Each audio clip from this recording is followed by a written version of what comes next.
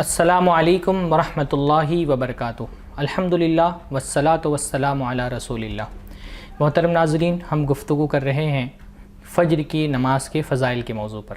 पिछली वीडियो में हमने वादा किया था कि इस वीडियो में इंशाअल्लाह ताला फ़ज्र की नमाज़ पढ़ने वालों के लिए क्या क्या बशारतें हैं, उनके लिए क्या क्या खुशखबरियाँ अल्लाह के नबी सल्लल्लाहु अलैहि वसल्लम की तरफ से हैं, वो आप लोगों के सामने रखेंगे। फ़ज्र की नमाज़ पढ़ने वाले के लिए एक खुशखबरी तो अल्लाह के नबी सल्लल्लाहु अलैहि वसल्लम ने ये फ़रमाई, मन सल्ला सुबह फ़हुव फ़ी ज़िम्मतिल्लाह। ये कितनी बड़ी बात है।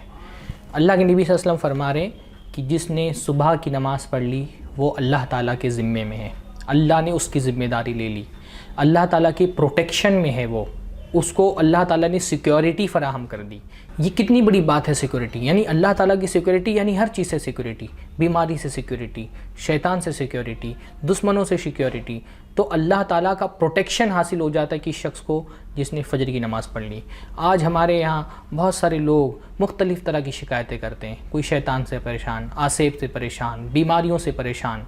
बहुत सारे घरों में और बहुत सारे अफराद की सारी परेशानियों की जड़ ये होती है कि वो फ़ज्र की नमाज़ नहीं पढ़ते।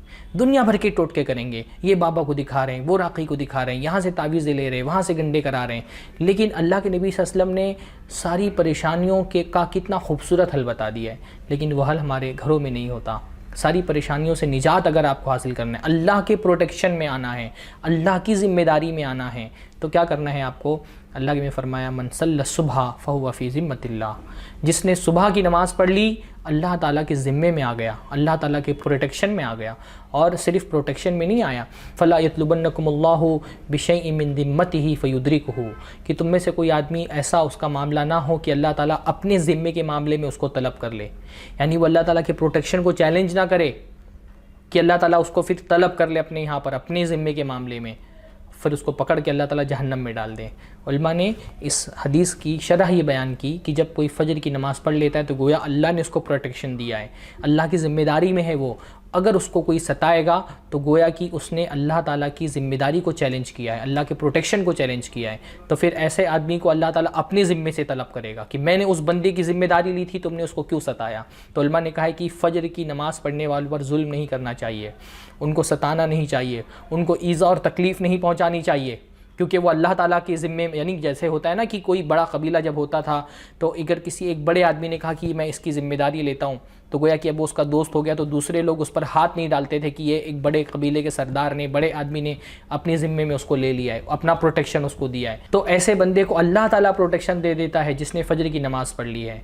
और फिर अल्लाह ताला फरमा रहा है कि ऐसे बंदे को सताना नहीं, ऐसे बंदे को परेशान नहीं करना, इसको तकलीफ़ नहीं पहुँचाना, वरना अल्लाह ताला तुमको तलब करेगा अपनी ज़िम्मेदारी पर कि मेरी ज़िम्मेदारी में, मैंने जिस बंदे की ज़िम्मेदारी ली थी तुमने उसको तकलीफ़ कैसे दी। कितनी बड़ी बात है, कितने खुशनसीब हैं वो लोग जो फ़ज्र की नमाज़ पढ़ते हैं। क्या इतनी प्यारी हदीस सुनने के बाद और दुनिया की मुसीबतों से निजात हासिल करने का इतना बेहतरीन तरीक़ा जानने के बाद भी हम फ़ज्र की नमाज़ छोड़ेंगे तो इसका मतलब हमको अल्लाह ताला के वादों पे एतबार नहीं है, अल्लाह ताला के वादों पर यकीन नहीं है। अल्लाह के वादों पे अगर एतबार हो, यकीन हो, तो बंदा फ़ज्र की नमाज़ नहीं छोड़ सकता। इतनी बड़ी प्रोटेक्शन को वो कैसे ज़ाय कर सकता है जो अल्लाह ताला दे रहा है। फ़ज्र की नमाज़ पढ़ने वाले के लिए क्या बशारत है?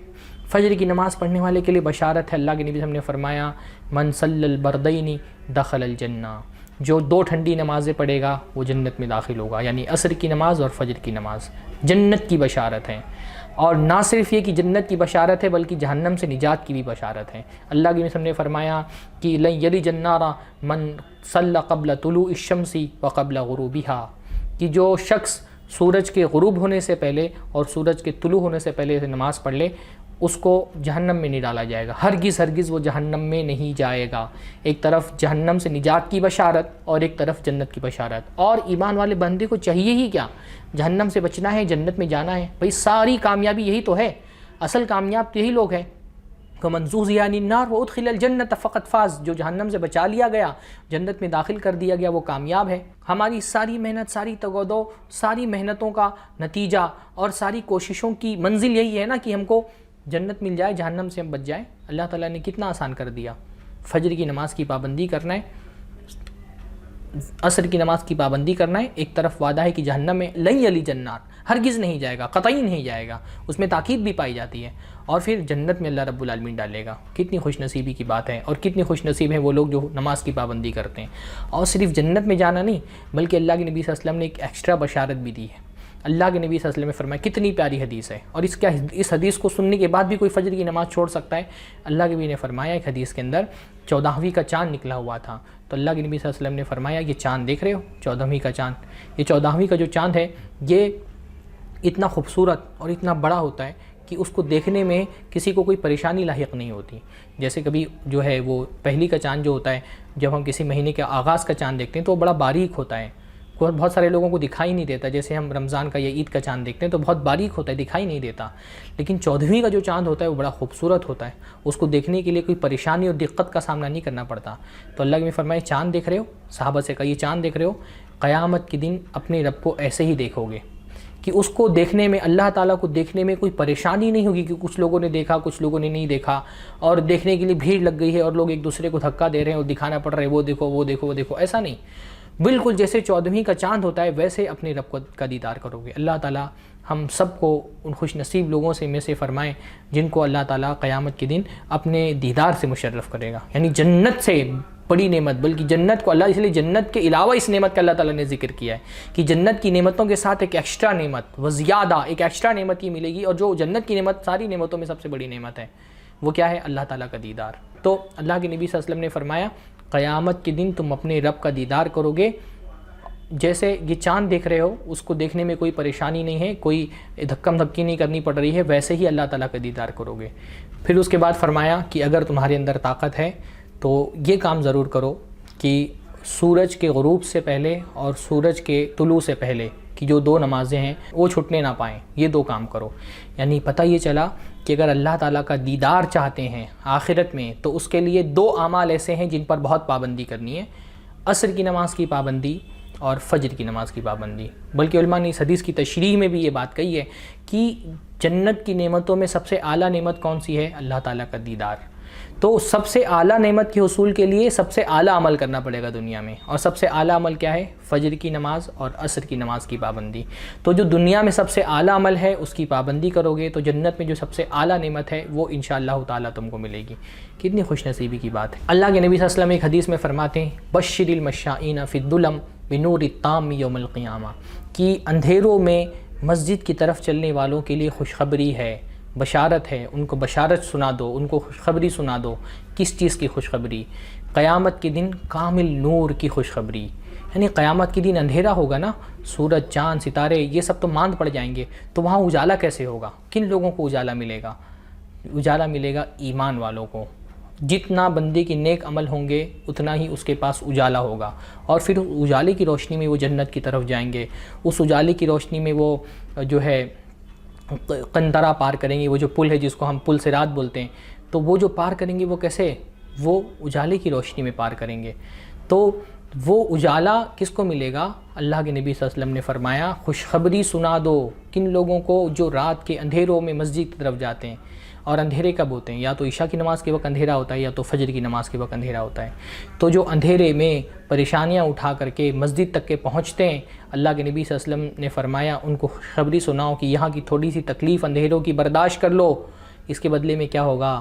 اس کے بدلے میں یہ ہوگا کہ جنت میں جب لوگ نور کو ترس رہے ہوں گے، جب لوگ روشنی کو ترس رہے ہوں گے، اور منافقین ایمان والوں سے بھیک مانگیں گے روشنی کی کہ ہم کو بھی تھوڑی سی روشنی دے دو، جیسے دنیا میں ہم تم سے بہت فائدہ اٹھاتے تھے تو ہم کو قیامت کے دن بھی اپنی روشنی سے فائدہ اٹھانے دو، لیکن ان کو وہاں پر روشنی نہیں ملے گی۔ روشنی کن لوگوں کو ملے گی؟ وہ ایمان والے جنہوں نے فجر کی نماز کی پابندی کی ہوگی، عشاء کی نماز کی پابندی کی ہوگی، جماعت سے نماز پڑھتے تھے، اندھیروں میں چل کر کے مسجد کی طرف جاتے تھے۔ اللہ کے نبی فرمایا بھی نور التام، ان کو کامل روشنی ملے گی، پرفیکٹ روشنی، اور اس پرفیکٹ روشنی کے نتیجے میں وہ جنت کی طرف جائیں گے۔ تو یہ کتنی بڑی فضیلت کی بات ہے۔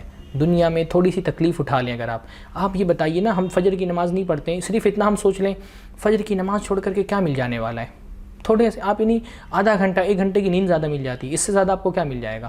دنیا میں ہر انسان صبح تو اٹھتا ہی ہے بھئی، آپ فجر کی نماز پڑھنے کے لیے 5 ساڑھے 5 بجے نہیں اٹھتے ہیں تو آپ 6 بجے 7 بجے 8 بجے آفس جانے کے لیے اٹھتے ہیں۔ اٹھنا تو ہر کسی کو ہے، لیکن اٹھنے والے 2 طرح کے لوگ ہوتے ہیں۔ دنیا میں صبح کرنے والے دو طرح کے لوگ ہوتے ہیں، دنیا میں نیند سے اٹھنے والے دو طرح کے لوگ ہوتے ہیں۔ کچھ لوگ رزاق کے لیے اپنی نیند قربان کرتے ہیں اور کچھ لوگ رزق کے لیے اپنی نیند قربان کرتے ہیں۔ اٹھتا تو ہر کوئی ہے صبح، کچھ لوگ اللہ تعالیٰ کے لیے، اللہ کے حضور میں نماز پڑھنے کے لیے اٹھتے ہیں، اور کچھ لوگ اپنے دنیاوی مشاغل کے لیے، اپنے آفس کے لیے، اپنے کاروبار کے لیے اٹھتے ہیں۔ آپ یہ فیصلہ کریں کہ آپ کن لوگوں میں سے ہیں۔ آپ ان لوگوں میں سے ہیں جو رزاق کے لیے نیند قربان کرتے ہیں، یا ان لوگوں میں سے ہیں جو رزق کے لیے نیند قربان کرتے ہیں؟ اور جو رزاق کے لیے نیند قربان کرے گا، کیا اللہ تعالیٰ اس کو اپنی رزق سے محروم رکھے گا؟